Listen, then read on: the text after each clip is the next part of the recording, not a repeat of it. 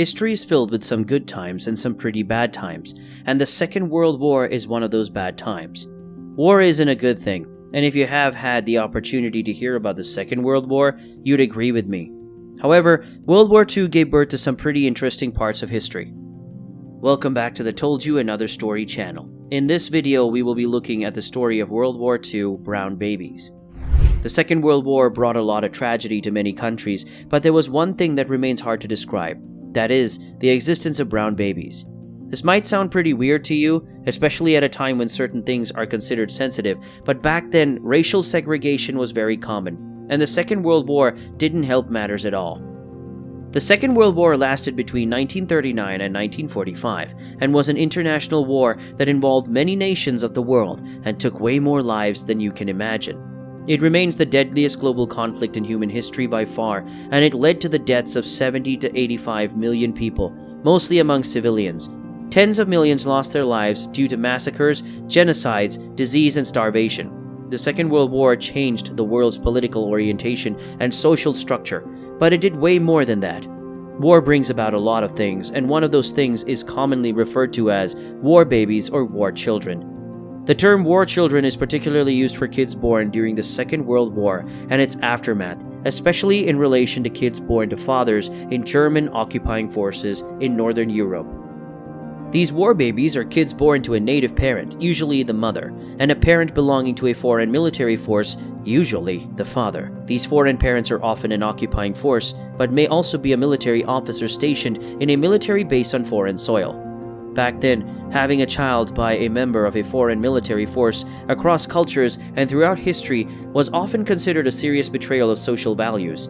At these times, the native parent, which was oftentimes the woman, is disowned by family, friends, and society at large. The native parent and war children suffered discrimination in the post-war period that obviously didn't consider the widespread sexual violations by occupying military forces or the relationship these native women had to form to survive the war years.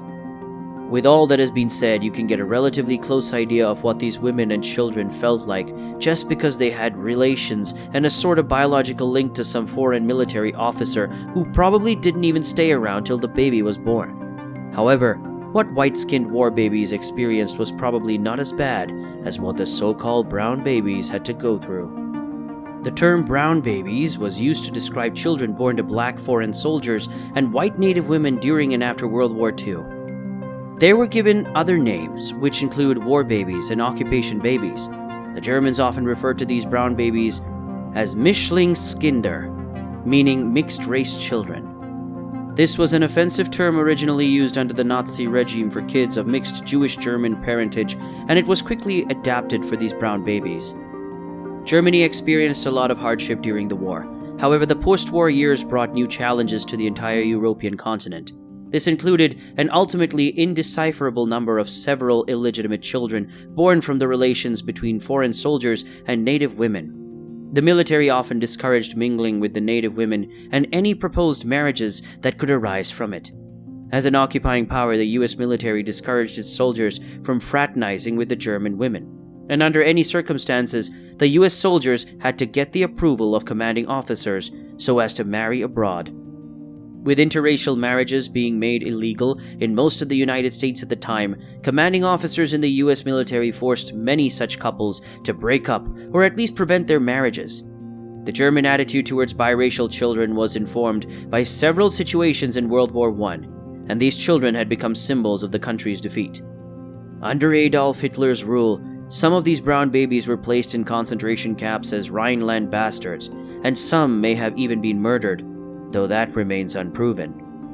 After losing their foreign partners when these soldiers were reassigned out of the country, several single German mothers often had challenges finding support for their kids in the post-war nation.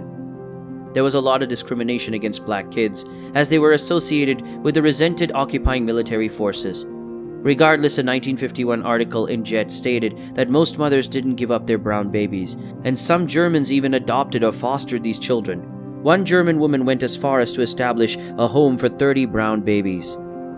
By 1955, African American soldiers had fathered around 5,000 children in the American zone of occupied Germany, which accounted for a significant minority of the 37,000 illegitimate kids of US soldiers overall, as well as constituting about 1% of all births in American occupied Germany in 1945. In the decade following the end of the Second World War, many illegitimate mixed-race children were put up for adoption, and some were even placed with African American military families in Germany and the United States. By 1968, Americans had adopted about 7,000 brown babies, many of whom didn't learn of their German origin until adulthood.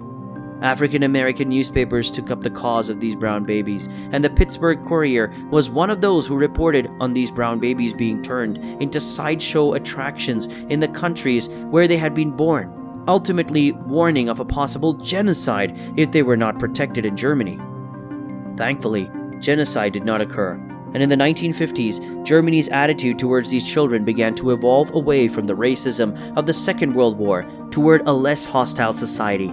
However, Germany wasn't the only country that had to deal with war babies, or specifically brown babies. Great Britain had its own fair share of mixed-race children, and things weren't exactly better for them either. Millions of Americans, generally men, passed through the United Kingdom during the Second World War and its aftermath. This led to an undocumented estimate stating that 22,000 children of American soldiers would be birthed into the 1950s, and that maybe 1,700 of those would become known as the Brown Babies of England, the Tan Yanks, or Wild Oats Babies, among other names. They were more often known as half-caste rather than biracial, and were born beginning in spring 1943, and for the most part in dispersed parts of the UK where African American soldiers would be employed in service functions. Though these kids were, for the most part, not maltreated, they were presumed to be a potential issue for society, and some people regarded their mothers as the equivalent of prostitutes. In 1944, the League of Colored People began an effort to bring attention to these children, whom it referred to as casualties of war, and convened a conference on the position of the illegitimate child whose father is alleged to be a colored American.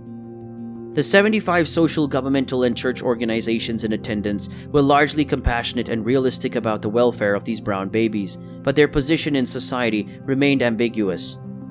There was never a consistent plan and practice for these children's welfare and life prospects, and several kids ended up in orphanages or in family circumstances that weren't fully supportive. Several Britons thought they should be adopted to America if possible. However, they were British subjects, and the law would not permit their adoption out of the UK, except for a brief period in 1947, nor were their foreign fathers legally recognized. The predicament of these children became a cause first in the African American press and ultimately in some of the popular media directed mainly at white readership. An editorial by the Hartford Chronicle in 1946 read, "The American Negro needs to do something about this whole matter. It is not a question of taking the child away from the mother and bringing it here for adoption, but there are more than enough churches, lodges, fraternal organizations, etc. to send a regular stream of funds to England and help raise these youngsters."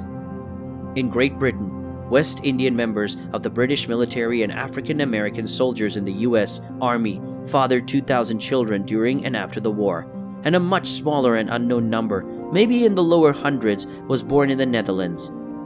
It took many decades before these brown babies could stop being discriminated against, and they could live happy lives.